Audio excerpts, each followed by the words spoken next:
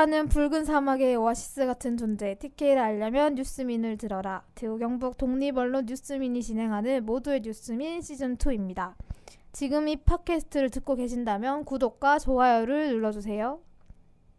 안녕하세요. 저는 뉴스민의 김규현 기자입니다. 안녕하세요. 박중엽입니다. 네, 이상원입니다. 제가 앞에 멘트를 계속 녹음할 때마다 하니까 약간 지겨우신 것 같아요. 근데 조금씩 뭔가 톤을 달리하는 것 같은데 톤도 달리하고 약간의 그 뭐 소수로를 바꾼다거나 조사를 바꾼다거나 하는 변화를 주고 있는 걸 느끼고 있어요. 제가 다음 주에 새로운 멘트를 좀 짜오도록 하겠습니다. 그냥 이거 녹음해서 하나를 계속 반복해서 쓰는 게 어떨까 하는 생각이 그렇게 드는데. 해달라고 지난주에 얘기했는데 그렇게 편집 안 해주시더라고요. 아, 그거는 너무 꼼수 같아서. 왜 꼼수예요? 귀찮아서 자기가 지금 기차 가가지고 아니지, 그게 더 덜 일이 덜한 거 아닌가? 적어지는 거 귀찮았기만 아닌가? 해주시면 그건 안 내일이 돼요? 아니니까. 나쁜 사람. 더불어 사는 사회에서 진짜 이러시면 안 됩니다. 그러니까 광고용 우리를 피하라는 어떤 그 툴을 하나 만들면 그때부터는 그것만 반복해서 한번 앞에 트면은 될 것 같은데 저희가 아직 그게 준비가 안 돼서 빨리 만들어야 될 것 같아요. 그래야 우리가 좀 후원도 많이 받고 광고도 많이 받고 꿈이 크시네요. 더 나은 팟캐스트의 음질과 이런 걸 위해서 후원을 많이 해주시면 좋겠습니다. 그러니까 저희가 좋은 방송을 계속 하면 될 것 같으니까 방송 빨리 좋은 걸로 한번 진행을 해보시죠. 오늘 좋죠? 오늘 주제 네. 김규현 기자가 준비했으니까 아주 기대하고 있을게요. 시기도 좋고 오랜만이죠. 김기현 기자가 이렇게 준비해서. 아이템을 준비해온 진짜요? 거. 그런 것 같은데. 물론 난 항상 왜 내가 제일 말을 많이 한 것 같은 느낌이죠. 뭔 무슨 거의 뭐 다른 주제 다른 기자가 준비했을 때는 거의 입 다물고 있을 때가 아닌데요. 하품을 막 하고 있는데 앞에서 보고 있으면 하품 할 때는 하고 이야기할 때는 웹서핑도 이야기를 하는 것 거고. 같더라고요. 그렇습니다. 뭐 어쨌든 오늘은 본인 직접 주제를 정해왔으니까 오늘은 다음 주가 이제 3.1운동 100주년이잖아요. 그게 다음 주는 주가 아니죠? 아닐 텐데요. 다음 주죠. 다음 주 다음 중에 주네요. 있죠. 다음 주 다음 주 중에 금요일이네요. 있다. 딱 일주일 뒤가 이제 3.1운동 100주년이 되는 네네. 날인데 저희가 일단 대구 경북에 살아 계시는 독립운동 유공자 분들을 좀 조사를 해봤는데 세 분이 지금 살아 계시더라고요. 그래서 한 분은 의성에 계시고 두 분이 대구에 계신데 한 분은 지금 올해 연세가 99세고 오, 99세면은 몸이 조금 편찮으시다고 한세기를, 하더라고요. 그래서 저희가 이번 주에 그 올해 92세가 되시는 장병하 독립운동 생존 지사님을 만나고 왔어요. 그래서 가서 집에 댁에 가서 한 2시간 동안 이야기를 하고 왔는데 그거에 대한 이야기를 해드리려고 합니다. 그래서 인터뷰를 2시간 하고 거의 한 이틀 동안 인터뷰한 내용을 김기현 기자가 이제 다른 자료 조사를 통해서 고증을 했죠. 그 고증 절차를 신뢰해도 되는 건가요? 당연하죠. 제가 또 이래봬도 사학과 졸업생이라서 그 숫자 안 맞았습니까? 숫자 쓸 네. 일이 뭐 없죠. 숫자에 하도 약하니까. 맞아. 이분이 뭐 또 뭐 수학 전공자도 아니시고 다행히도 다행스럽네요. 이걸 당이라고 해야 되나 아무튼. 그래서 그 그렇습니다. 고증과 이제 인터뷰 내용을 토대로 해서 대구에 현존하는 이제 독립운동 지사에 대한 이야기를 좀 전해드리면은 대구 경북이 뭐랄까 보수의 어떤 아이콘처럼 돼서 맨날 비판만 받는데 그렇지 않은 역사도 있다라는 걸 좀 소개해드릴 수 있지 않을까 하는 생각이 드네요. 이게 지금 가끔 TV를 보면은 대구시에서 만든 광고인 것 같은데 대구 경북이 대구가 이제 독립운동의 고장이다라고 하면서 이렇게 광고도 하고 있거든요. 실제로 대구 경북의 독립운동 지사들이 많이 나기도 했고 많고 실제 그 유공자 현황만 봐도 대구 경북이 숫자가 제일 많아요. 그렇죠. 그러니까 그러니까 제일 많아요. 그런 내용들을 봤을 때 좀 오늘의 방송이 유익한 내용이 되지 않을까 하는 생각이 드네요. 그래서 이 장병하 선생님이 독립운동을 하셨던 때가 1943년도 경이었어요. 거의 이제 독립 직전이었네요. 해방 직전이었으니까 그때 당시에 나이가 17세, 18세 이랬었는데 이분들이 이제 안동 농림학교라고 당시에는 경북 북부 지역에서 유일한 중등 교육기관, 그러니까 일제 강점기 때 학교가 갑종, 을종, 병종 뭐 이렇게 나뉘어져 가불병. 있었는데 예. 5년제 학교로 제일 최고의 교육기관이라고 하더라고요. 중등교육기관 중에서는 유일했다고 하더라고요. 그래서 여기서 학교를 다니면서 농림학교를 다니면서 주로 이제 학교에서 오전에는 수업을 하시고 오후에는 이렇게 농촌에 가서 직접 토지 조사도 하고 실적 조사도 하고 또 그때는 이렇게 전시 체제 하였었기 때문에 군사 훈련 이런 것도 엄청 많이 했었다 하더라고요. 그래서 태평양 전쟁 중이었으니까. 전쟁 중이었고 그래서 졸업 사진 막 이렇게 보니까 이렇게 막 군복 같은 그 왜 교련이라고 그 하잖아요. 뭐지? 이 무릎까지 오는 장화 같은 거 신고 네네네. 여기 허리 군화죠, 하고 군화. 네, 사실상 군화죠. 그게 군화구나. 네. 근데 그 영화 같은 데서 많이 봤던 일본 순사 같은 그런 약간 복장하고 찍은 사진도 있고 하더라고요. 그래서 그렇게 학교를 다니고 있었는데 당시에 안동교회 앞에 서점이 작은 게 한 개 있었대요. 그래서 그 서점에 친구들이랑 다니면서 뭐 조선문학전집, 일본문학전집, 세계문학전집 이런 책들이 좀 있어서 우리가 이걸 다 읽고 졸업하자라고 해서 그렇게 독서 모임을 하나 만들었대요.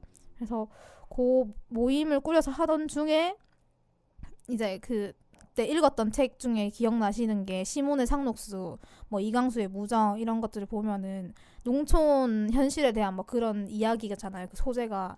그래서 생각을 하기를 자기들이 직접 농촌에 가서 실측 조사 같은 거 하러 가봐도 사람이 없더래요. 농촌에 일할 사람이 다 늙은 사람들만 있고 그래서 그때 당시에 다 학교를 다니지 않는 젊은 층은 남자들은 그 징용 당하거나 아니면 탄광, 군수공장 뭐 이런 데를 가고 여자들은 정신대로 가거나 위안부로 끌려가고 이런 걸 보니까 뭐 이러다가 진짜 우리나라가 도시가 마르겠다 이런 생각을 하셨었대요.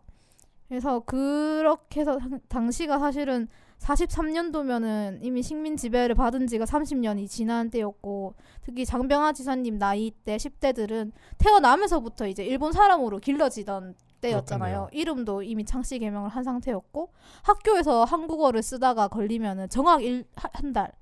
그래서 이런 것도 안 됐다. 야야 이렇게도 못 불렀대요.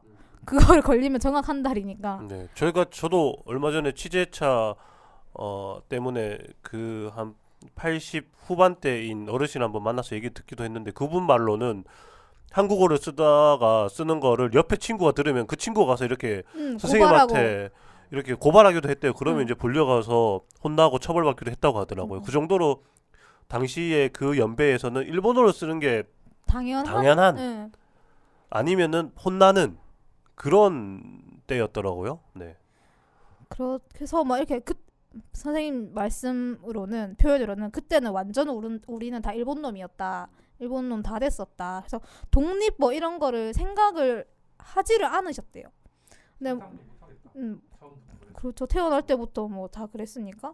그래서 5학년 때까지인가 한국어를 배우다가 그 이후에 이제 전시체제 뭐 이렇게 교육령 바뀌고 하면서 그게 일본어를 이제 국어로 배우기 시작하고 이렇게 했다고 하더라고요. 그때 당시에 이제 이 독서 모임도 있었고 명성회라고 하는 다른 독서 모임이 하나가 있었는데 그때 이제 장병하 선생님과 동기였던 이정선이라는 사람이 퇴학을 당하면서 일본에 유학을 갔다가 다시 안동으로 온 거예요. 근데 이분이 이제 일본에 가서 누구를 만났냐면 대한민국 임시정부에서 광복군 활동을 하던 분을 알게 돼서 그 소식을 이제 명성회의 소식지에 실은 거예요. 뭐 이게 문학 잡지이긴 했는데 뭐 시도 실고 그 소식지를 보면서 그분이 안동으로 돌아와서 명성회를 만든 거죠. 그래서 명성회 회원들도 안동 농림학교 학생들이 많았고 그래서 이제 소식지를 보니까 실제로 우리나라 사람들이 해외에서 만주에서 독립운동이란 걸 하고 있구나. 그리고 대한민국 임시정부라는 게 실존하는 단체구나. 이런 거를 소식을 듣게 되는 거죠. 그리고 이때 일본이 또 전쟁에서 패망할 거라는 소식까지 듣게 되는 거예요. 그래서 이 문학회 모임 학생들끼리 그러면 우리가 조선 독립을 위해서 일을 하자. 독립을 위한 계획을 세우자. 그럼 그거는 누가 하겠냐? 학생들밖에 더 하겠냐라고 해서 이제 조선 독립 회복 연구단이라는 모임을 만들게 되는 거예요.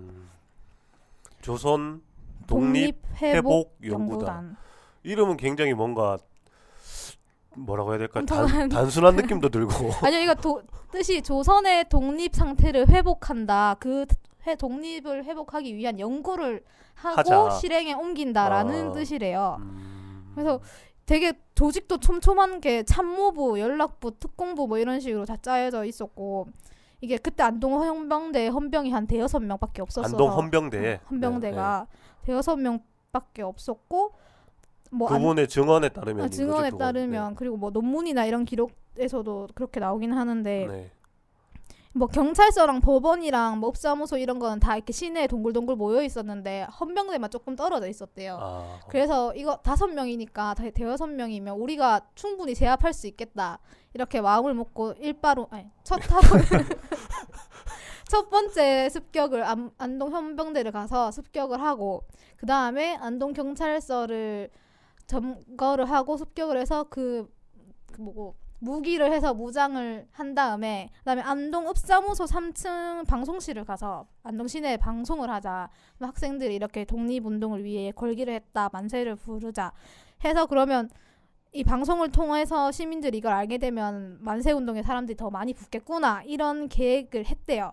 그래서 실제로 그 안동 헌병대까지 가는 길 뭐 털려면 누구부터 제압을 해야 되고 그다음에 방송반 읍사무소에 있는 3층 방송반에 직원이랑 이렇게 사귀어가지고 어떻게 방송을 해야 되는지도 배우고 그다음에 엄청 전방위적으로 치밀하게 했대요. 그리고 막 이거 일본 군대가 만약에 우리를 제압하러 올 때 어느 길부터 막아야 되냐 그리고 전화선을 끊으려고 어느 전봇대 거를 끊어야 되냐 그리고 실제 전봇대에 올라가서 연습도 하고 뭐 이렇게 했다고 하더라고요. 굉장히 치밀하게 준비하긴 했네요. 그렇죠. 촘촘하게. 네. 그렇죠. 그게 안타까운 게 그때가 1943년이 이 조선 독립회복연구단이 만들어졌을 텐데 이때 마침 징병제가 공포가 돼요. 일본이. 그래서 이 당시에 남자들은 만 20세가 되면 다 끌려가는 거였거든요. 그러면 지금 이때가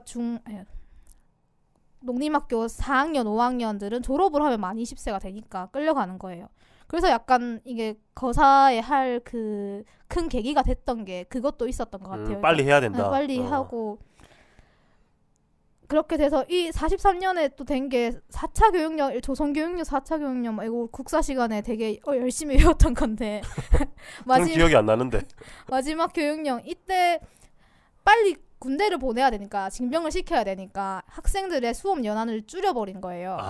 빨리 졸업시켜버리려고. 빨리 졸업을 시켜야 되니까. 네. 그래서 그때 이 장병화 선생님이 9회생이었는데 그 선배인 8회생들의 졸업이 그 다음 해 그러니까 45년이었는데 그 44년 12월로 당겨진 거예요.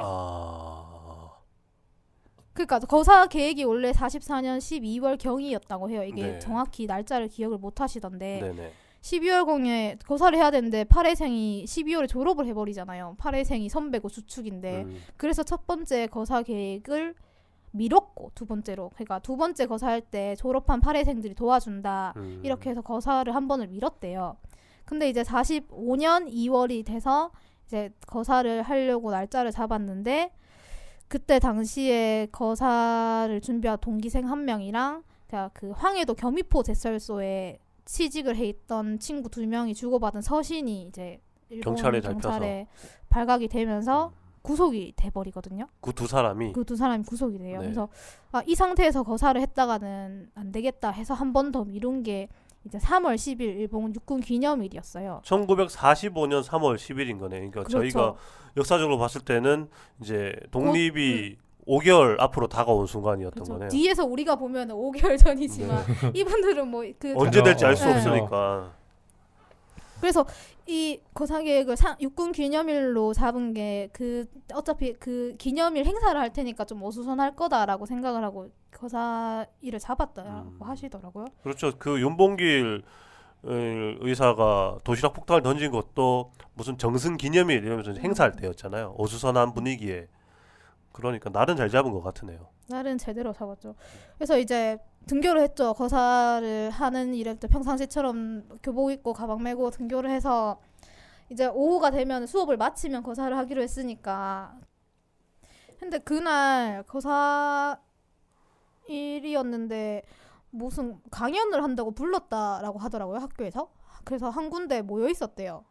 이제 무슨 학교 내에서 어떤 무슨 뭐 강연 같은 걸 한다고 학생들 다 불러 모았다고 한 것으로. 뭐 어느 논문에서는 뭐 시국 강연회 이런 거라고 적혀 있기는 하던데 뭐 그때 당시에는 그게 흔한 거였으니까 또 의심 없이 구회생들은 다 글로 가 있었죠. 아, 네네. 근데 선생님 말로는 거기서 이제 다 잡혀갔다고 하더라고요. 누구나 알아, 누구나 알아, 누구나 알아 이렇게 이름을 지명을 딱딱하면서 한 명씩 호명을 했구나. 한 명씩 호명해서 그때 한 10대 명이 구속이 됐대요. 그래서 그게 이제 그날 그 서신 때문에 주고받은 서신이 발각돼서 구속된 이들 다음에 거기서부터 이제 정보가 흘러나가서 고문을 했었구나. 주모사급들이 했겠죠. 이미 한 3월 10일이 거사일이었는데 한 7일경부터 한 명씩 다 잡혀 들어갔었던 거래요. 근데 장병화 선생님은 이제 주모사급들이 안 보이니까 얘들이 이제 거사 작전 짜려고 비밀 장소에 모여 있는 거라고 다들 생각을 했었대요. 이게 들통나면 안 되니까. 그때는 그렇게 생각을 했었는데 비밀 유지를 위해서 숨어 있겠거니 이렇게 생각을 했는데 알고 보니까 이미 구속되어 있었던 건 거예요. 근데 그분들이 이제 잡혔던 사람들이 다 불었다는 거네 결론적으로. 그래서 그 전에 사건이 하나 더 있었던 게 뭐냐면 그 두 친구가 이제 구속이 된 뒤에 이제 당병화 선생님이랑 동기생들이 안동에 살던 선교사가 이제 떠나면서 그 집을 치우라고 이제 시켰대요 학교에서. 근데 그 활동에 차출된 친구들이 선교사 집이니까 책이 다 영어잖아요. 근데 이분들이 일본이 태평양 전쟁 이후에는 영어를 배울 필요 없다 이래가지고 원래 영어 수업이 있었는데 37년도 이후로 영어 수업이 없어졌대요. 37년 태평양 전쟁이 벌어지고 난 다음부터는. 네, 그래서 그러니까 일본이 태평양 전쟁하고 있는데 미국이랑 이길 건데 무슨 영어를 배우냐. 바보 아니에요? 근데 이게 싸워서 이기기 위해서라도 적을 알아야 되는데. 그래서 그때부터는 중국어를 배웠대. 그래가지고 이 친구들이 영어로 된 책이 있으니까 연합군이 우리나라에 와서 일본을 그거 치려면은 우리도 영어를 알아야겠다. 왜냐면 우리도 연합군을 도와야 되기 때문에. 그 생각을 가지고 이제 영어로 된 책을 그냥 안 버리고 챙겨서 훔쳐서 나온 거예요. 그러다가 일본 순사한테 걸려서 이제 신문을 당했는데 이 친구들 몇몇 소지하고 있다가 그러면은 영어 책을 소지한 것만으로도 잡혔다는 거네요? 아니면 들고 나오다가 걸렸대요. 근데 그거는 버려진 책을 들고 나온 건데 진짜 불신검문 말 그대로. 그럼 뭐 그 일제강점기 때 이해가 되는 게 어딨어요 우리가. 그렇죠. 그렇긴 하죠. 그래서 그 집 가택수색을 당해가지고 뭐 누군가의 집에서 그 회복단 단원들의 명단이 나왔다라고 하더라고요. 그러면은 뭐 고문을 통해서 잡혀있던 분들이 고문을 통해서 토설을 한 게 아니라 뭐 완전 다 이야기하진 않았겠죠. 근데 회복 연구단이란 게 있다라는 정도를 경찰이 인지는 하고 있었던 것 같고. 그리고 결정적으로 이제 단원의 명단을 확보를 한 거죠. 그러면서 이제 그렇게 다 잡혀 들어가게 된 거네요. 그렇죠. 그래서 3월 10일 그때 1945년 3월 10일에 잡혀 들어간 거니까 5개월만 있으면 해방인데. 그렇죠. 그래서 안동 경찰서에 있으면서 이게 취조를 당하다가 안동 형무소로 또 넘겨졌다라고 하더라고요. 그래서 해방이 된 날 8월 15일에 그러더래요. 그 간부들이 일본 간수가 그랬던 건가요? 일본 간수들도 그렇고 그리고 제수들 중에 또 일을 돕는 친구들이 해방됐다라는 식으로 흘렸대요. 그러니까 막 명확히 얘기를 안 한 건지 아니면 본인 기억이 흐릿하신 건지 모르겠는데 그런 얘기를 하시길래 안 믿었대요 처음에는. 왜? 자기들 그러니까 우리 이제 검찰에 기소하려고 검찰이 한 번 더 마지막으로 우리를 떠보려는 거다. 그래서 뭐 아무 동조도 안 하고 가만히 있었대요. 그냥 안 믿었대. 그리고 그 다음 날 16일에 한국인 간수가 와서 우리나라 독립다 학생들 너희들 풀려날 거다라고 이야기를 해서 그때서 만세를 불렀대요. 형무소 안에서. 이게 무슨 그 독립과 관련된 어떤 기록물들을 보면은 독립 소식이 전해져서 형무소에서도 만세 소리가 들렸다 뭐 이런 기록들도 있잖아요. 그러면 그쵸. 그게 뭐 8월 15일이 아니라 뭐 8월 16일 뭐 17일 이렇게 알려지면서 만세를 부르는 소리가 들렸을 수도 있겠네요. 그게 그쵸. 사실이라고 봐야 되겠네요. 그런 내용들이. 뭐 안동이니까 서울보다 뭐 소식이 느릴 수도 그렇죠. 그럴 수도 있는 있고. 거고 그랬다라고 하더라고요. 그래서 16일에 만세를 부르고 다시 안동 경찰서로 넘겨져서 17일에 이제 다들 출소를 했다고 하시더라고요. 이틀 만에 새 나라가 돼서 아니요 이제 뭐 잡힌 건 3월이니까 한 5, 6개월 정도 이제 투옥 생활을 하신 거였죠. 그래서 얘기하시더라고요. 나와서 무슨 어느 건물 2층에 가서 환영식 같은 걸 했대요. 아 잠깐만 그런데 그거는 들려드리고 가죠. 강복 당시에 직접 만났으니까 강복 당시에 아까 얘기했던 것처럼 뭐 못 믿었다 뭐 이런 얘기를 직접 하셨던 거잖아요. 뭐 그때 상황의 심정이 어떠하셨는지 일단은 그 장병환 선생이 하신 이야기를 직접 한번 들어보는 것도 좋을 것 같으니까. 네, 저희 녹음한 파일을 들려드리고 들어보시면. 가시죠. 광복 해방됐다는 소식을 어떻게 들으셨어요? 처음에는 몰랐죠. 8월 15일 날 형무소 안에 갇혀 있으니까 안에 바깥의 얘기는 모르지 않습니까? 모르는데 거기 이제 다니는 간수하고 또 이제 제수들이 이제 그 안에서 일을 거들고 있어요. 제수들이. 근데 뭐 수근수근거리고 뭐 그러고 한 머리에는 이제 해방이 됐단다 하는 이 얘기도 비슷하게 얘기하고 얘기하는데 우리는 이제 받아들이기를 왜 들었냐면 이놈들이 이제 최종적으로 우리 마음을 떠보기 위해서 저렇게 이제 꾸며가지고 우리를 갖다 속이고 있지 않느냐 그런 걱정에서 소리도 하고 가만히 있었어요. 뭐 이 얘기 해봐야 들어주지도 않고 하니까네 별로 재미가 없으니 그날 15일 날 지내고 16일 날 때니까네 한국인 간수들이 우리 인데 와가지고 학생들 너 우리나라가 지금 해방됐으니까 얼마 있으면 석방대에 나갈 것이다 알려줘요.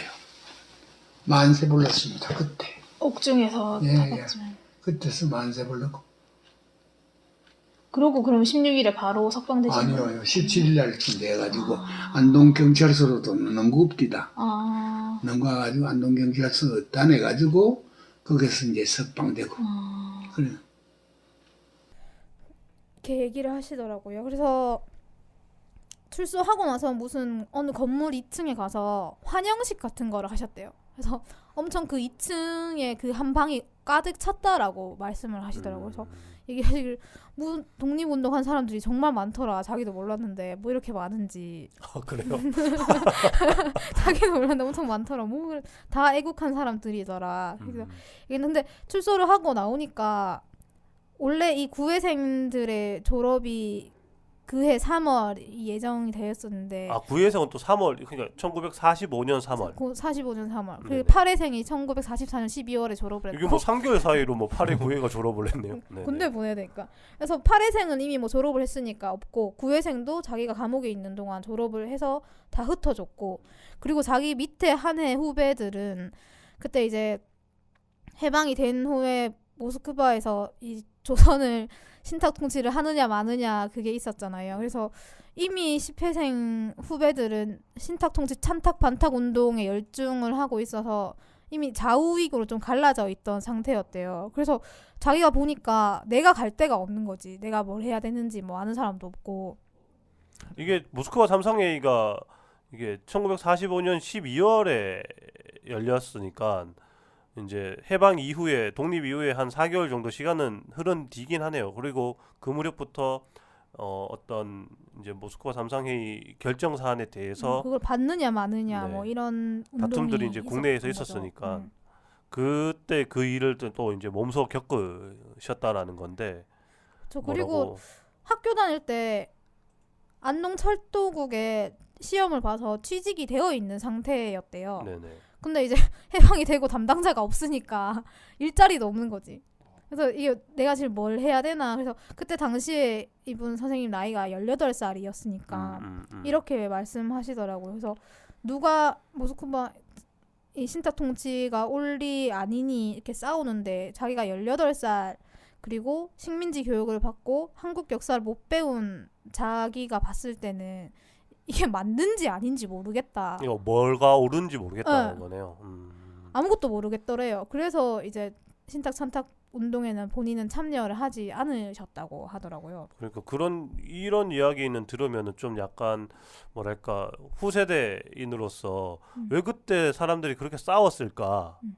왜 그렇게 어떻게 보면 멍청한 짓이잖아요. 나라가 둘로 나뉠 수 있는 상황이었는데 한 마음으로 어떤 하나의 뜻으로 모아져 갔으면 좋았을 텐데 왜 싸워가지고 나라가 이렇게 반쪽이 나게 만들었을까라고 어떤 안타까운 마음이 들기도 하는데 이분의 이야기는 그러니까 자기는 판단할 수 없었다라는 거잖아요. 일본인으로 길러졌기 때문에 그런 이야기를 들으면은 좀 뭔가 납득이 되면서도 안타까운 마음이 더 다른 측면의 어떤 안타까운 마음이 드는 것 같은데 이것도 한번 이 장병환 선생이 하신 말씀을 좀 들을 수 있으면 좋을 것 같은데 이것도 네, 있나요? 녹음 파일이 있으니까 네네. 듣고 오시면 되겠어요. 네, 이것도 한번 들려드리죠. 그분 육성을 듣는 게 좋으니까.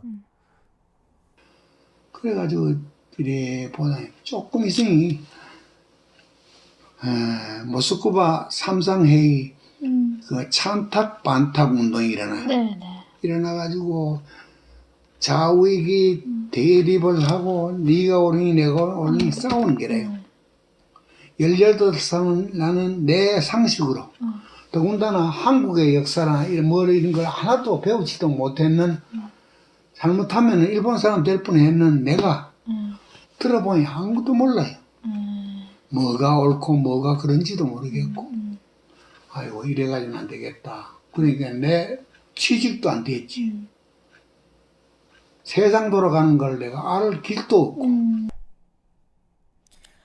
그래서 뭐 다시 뭐 운동을 하지는 않으셨고 당시에 이제 그나마 한국어를 읽고 쓸 줄 알면은 선생님이 되는 게 그렇게 어렵지 않았대요. 그래서 교사가 됐는데 그때부터 이제 다시 본인이 우리나라 역사를 공부를 하게 된 거죠. 왜냐하면 가르쳐야 되니까 아이들에게. 그래서 말씀하시는 게 학교에 있는 선배라는 사람들, 교장, 교감 뭐 이런 사람들이 다 일제강점기 교육을 하던 사람이고 일본 사람이 되라라고 가르치던 네. 사람들. 그리고 자기랑 같이 취직한 동료는 뭐 국민학교만 나온 사람도 있었고 만주에 무슨 학교를 나왔다는 사람도 있었고 그나마 자기가 교육 수준이 제일 높은 거예요. 그래서 본인이 직접 그 책을 공부하고 해서 뭐 책도 다시 자기가 쓰기도 하고 해서 학생들에게 역사 이야기를 되게 많이 들려줬다라고 하더라고요. 그래서 독립운동을 하고 나왔다라는 거를 그때 당시에는 그렇게 막 떠벌리고 다니고 이렇게 할 수 있는 분위기가 아니었대요. 왜요? 독립운동을 했다라는 거는 자랑할 수 있는 일이잖아요. 근데 나오니까 오히려 뭐 일본 사람처럼 지냈던 사람들한테는 자기들이 걸림돌인 거였고 친일 행적을 벌렸던 사람들이 예. 그리고 또 그들이 더 많았고 실제로 그래서 그 얘기도 하셨는데 만세운동 광복되고 만세운동 하러 다니는 사람들 중에 친일파가 더 많았다 라고 얘기도 하시더라고요. 그래서 자기들 친일한 게 드러날까봐 그렇게 독립운동 한 사람을 어디 끼워주고 이렇게 하는 그런 분위기가 아니었다라고 그럼 하더라고요. 아까 그 독립운동 한 사람들이 그렇게 많은 줄 몰랐다는 그 말이 중의적인 의미가 있는 거 아니에요? 그렇죠. 이제 그냥 자기가 독립운동 하고 다녔다고 이야기를 하는 거죠. 그러니까 나는 몰래 하고 다녔다. 중의적이라는 표현이 이제 독립운동을 하지도 않았던 사람들이 독립운동을 했다라고 뭔가 거짓말을 했던 것처럼 그런 사람 많이 섞여 있지 않았을까? 수도 있겠다. 뭐 있죠, 이런 있겠죠. 그게 있겠네요. 그리고 실제로 유공자 훈장 받은 사람들 중에서도 그런 지금 거 많잖아요. 가짜 유공자들 그렇죠. 가짜 요즘 유공자들도 그렇죠. 많으니까 그랬다라고 그렇죠. 하시더라고요. 그래서 언제더라 박정희 정권 시절인가 이제 독립유공자 포상한다고 아니 저 기사를 준비를 하고 계시잖아요. 그 정확하게 몇 년도인지 1963년. 63년. 네. 포상을 한다고 해서 서류를 작성을 해야 되니까 경찰서로 갔대요. 안동 경찰서를. 그래서 자기들 조사한 거 있냐라고 하니까 없다고 한다 하더라고요. 그래서 왜 없냐고 했더니 그때 왜 반민특위에서 안동 경찰서 고등계 형사들 이제 조사한다고 그 기록을 다 가지고 갔대요. 독립 이후에. 그래서 안동 경찰서의 고등계 형사들은 되게 다른 책에서도 그 기록이 많이 나올 만큼 악질적이었다라고 하거든요. 그 정도로 악질적인.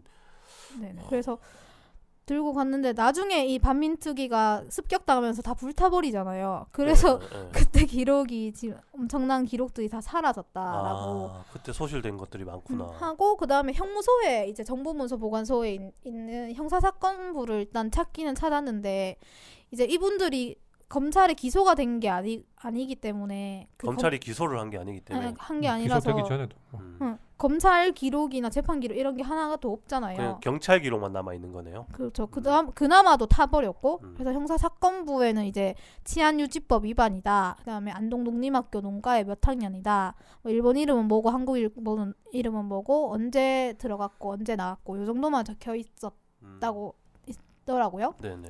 기소도 봤어요? 있어요 자료가.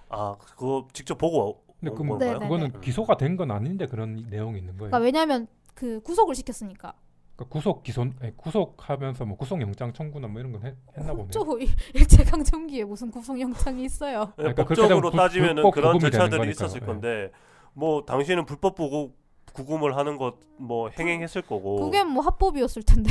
그때 당시에 법조항이 이때 당시 아마 형사들이 이런 어떤 여기 있잖아요. 치안유지법이라고 있잖아요. 치안유지법을 위반했을 때는 뭐 일정 기간 뭐 기간 상관없이 뭐 구금할 수 있다거나 뭐 그런 조항들이 있었는지 여부는 좀 확인해 볼 필요는 있겠지만 그걸 뭐 지금 따져볼 문제는 아닌 것 같고 뭐 어쨌든 그런 취지의 어떤 기록들이 형사사건부라는 거에 남아 있었다는 거네. 형사사건부라는 게 경찰이 가지고 있던 사건 기록이라고 봐야 되나요?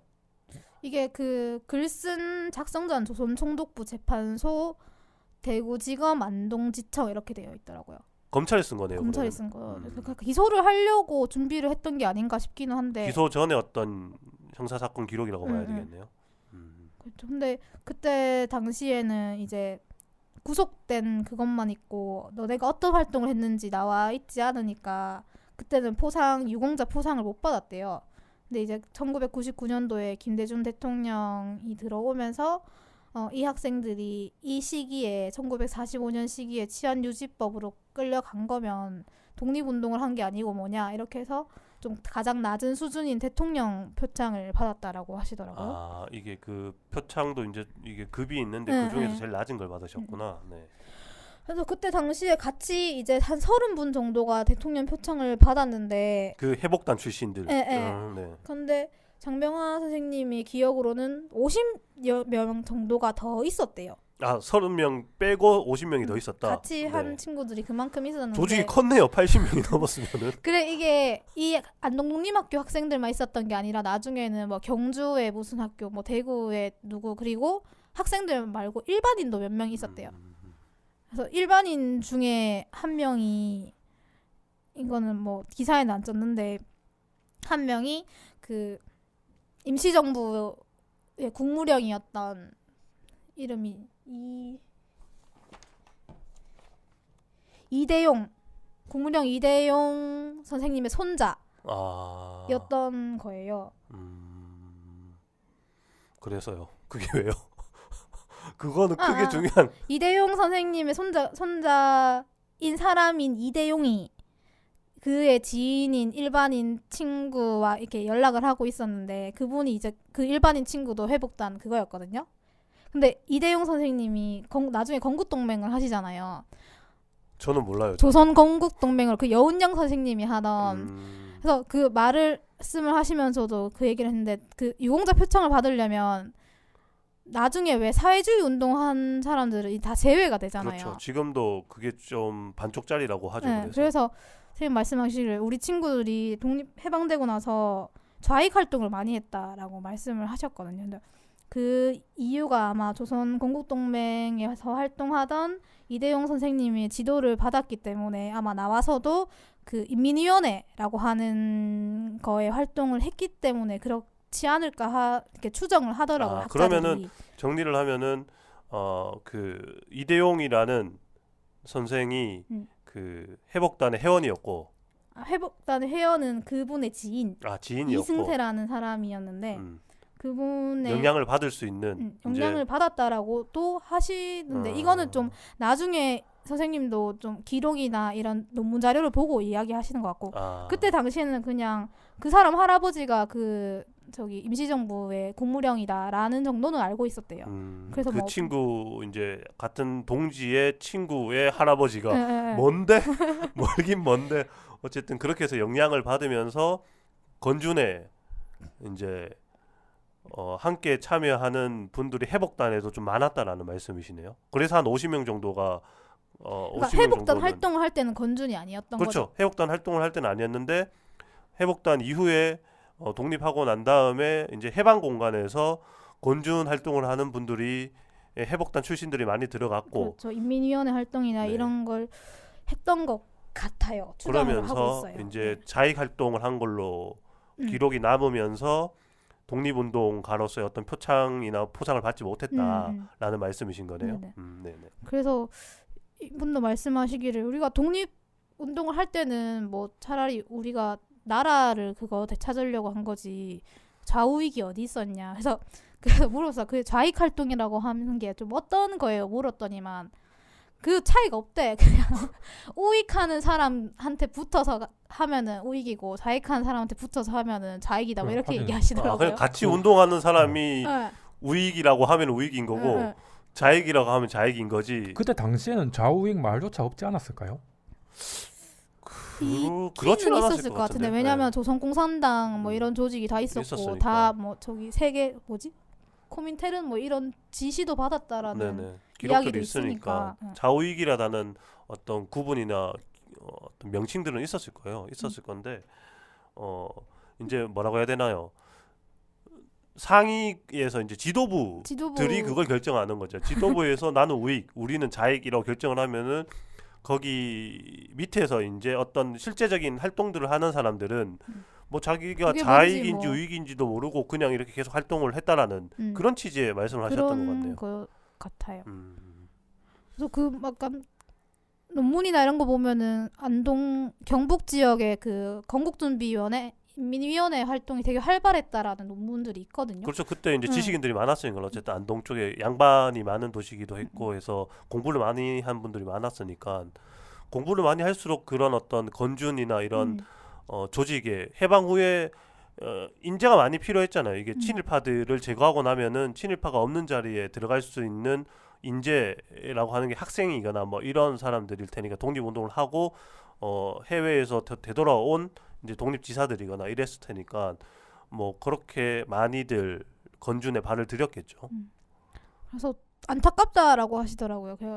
우리가 운동할 때는 사실 그 이후의 운동으로 포상을 받는 것도 거의 아니고 한 뜻으로 독립운동을 한 건데 그 포상 규정이 그렇게 되어 있으니까 사실 자기한테 찾아도 온대요. 이렇게 어떻게 서류를 내면 되느냐 하는데 뭐 그래서 자익 활동 그런 게 있으면 안 된다. 도와줄 길이 없다. 이렇게 얘기를 하시더라고요.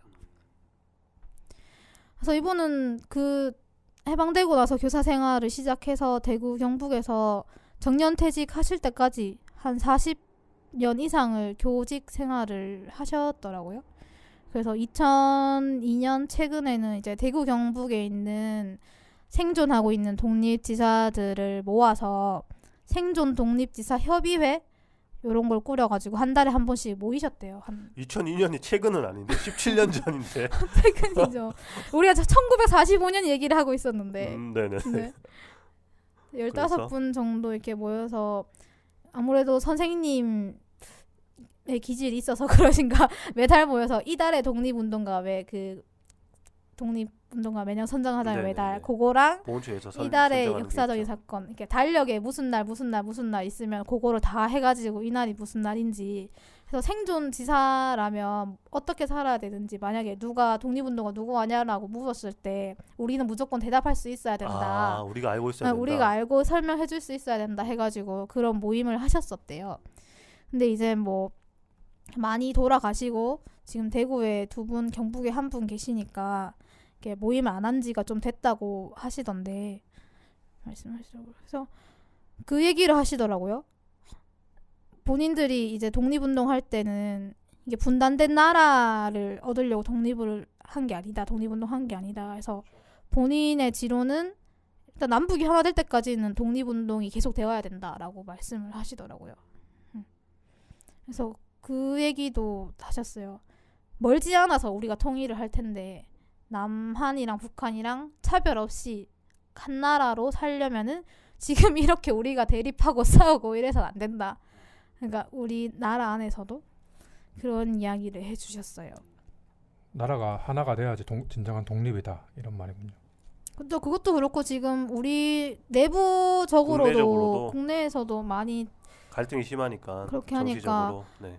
선생님은 이제 한번 그걸 겪었잖아요. 그렇게 독립이 된 후에 자유우익이 대립하다가 갈라지는 걸 보셨던 분이라서 더 그렇죠. 그런 것 같은데 대립하고 갈등하고 이런 거가 빨리 끝나야 된다라는 이야기를 하셨었어요. 그 얘기도 직접 그 장병환 선생님이 한 얘기를 직접 들어보는 게 좋을 것 같으네요. 있습니다. 듣고 오시죠. 이제 정치상 답답하고요. 네. 어떻게 해야든지 우리가 한 뜻이 한 마음 한 뜻이 돼가지고 쉽게 말하면 아주에 멀지 않는 장래에 남북이 통일이 되면 남한하고 북한하고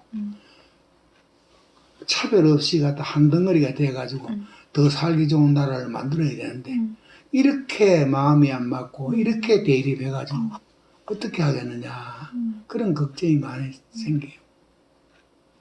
그때 45년 뭐 그 당시에는 이게 남북이 갈라질 거라고는 전혀 생각도 못 하셨고. 우리가 독립운동 했는 게 어디 분단된 나라 얻으려고 독립운동 했겠어요. 그러니까 하나된 나라를 갖다 찾으려고 그렇게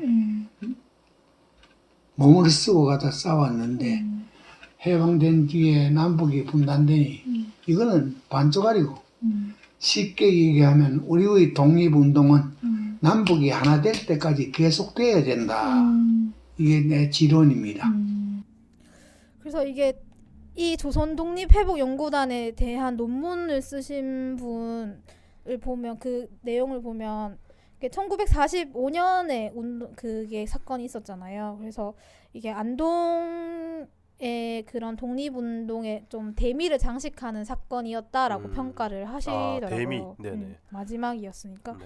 또 특히 학생들이 한 운동이었기 때문에 이게 뭐 민족주의냐 사회주의냐 이런 식으로 갈라져 있었던 것도 아니고 좀 전통적인 민족주의, 그러니까 나라를 지키자라는 그런 전통적인 사항이었다라고 평가를 하더라고요. 근데 이게 안타까운 게 참 많이 지나고 시간이 지나고 이게 고증이 되기 시작했기 때문에 살아 계시는 분도 많이 없고 자료도 많이 없고 해서 그런 게 좀 안타깝고 기록이 좀 많이 남아있지 않아서 고증이 쉽지 않다라는 게 안타까운 지점이네요. 그런 거죠. 기록을 이게 처음 할 때가 언제였더라고요. 70년대 졸업하고 한 30년이 지나서 처음으로 동창회를 하고 그때 처음으로 졸업 앨범을 찍었대요. 왜냐면 졸업할 당시에 이미 한 절반 이상이 감옥에 있었으니까. 네네네네. 그래서 졸업 앨범 사진을 보면은 다 중년이에요. 얼굴이. 그것도 참 감동이 있겠네요. 네.